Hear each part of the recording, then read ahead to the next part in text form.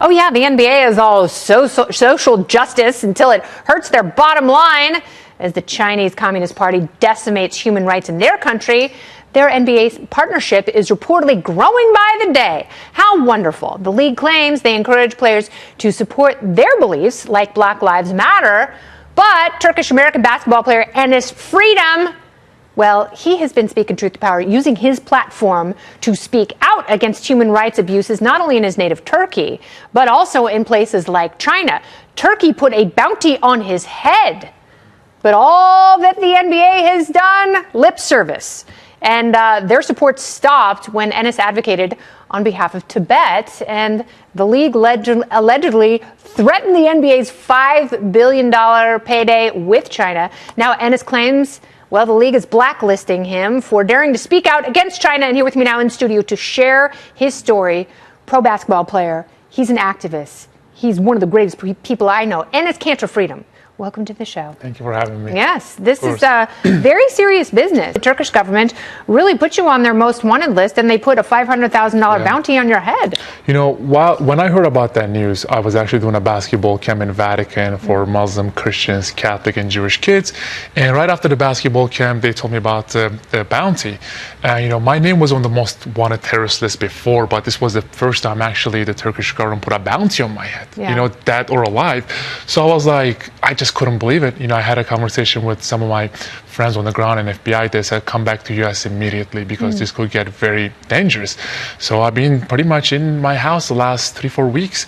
And what I cannot understand, how can a foreign government can put a bounty on American citizen head in US soil? Yeah. I mean, it's scary that we can't do more to fight back against that, because I mean, I feel like our government has appeased the Turkish regime for so long. And I know you've raised a lot of money for earthquake victims. You've raised over $1 million with your friends. Are your friends and family safe back home? They're safe. I mean, luckily they live in the west side of Turkey, but I believe over 41,000 people have, you know, lost their life so far. And I think people are saying the number's going to go up. So we got to do whatever we can to just help them. But what gives me so much hope is the response of the international community. And obviously everybody knows that it's not a easy thing to work with Erdogan's government, but I see this, you know, people from all over the world trying to do the best they can to help Turkish people, and it does gives me so much hope. Yeah, Turkey and Syria, and so many people who were displaced from Syria and who went to Turkey lost their lives, and they had to be returned back. So you have been looking to start a shoe company. How hard was it to find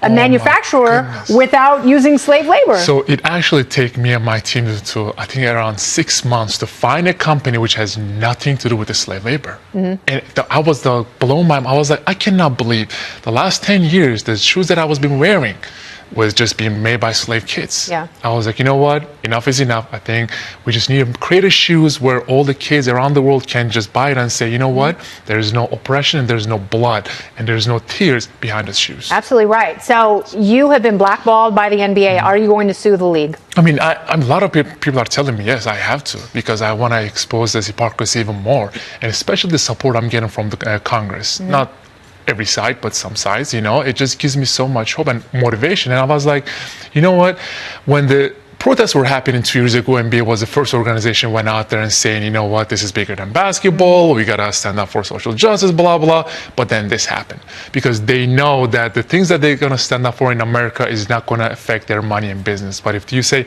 anything against China, you'll be canceled. Yeah, if you put free Tibet on your shoes, all of a sudden your friend Colin Kaepernick won't even return your call because he's a big sissy hypocrite. Can't stand that guy. You're amazing, Enes. Please come back. Of course. Thank you for having me. He's quite tall. I will tell you this from personal experience.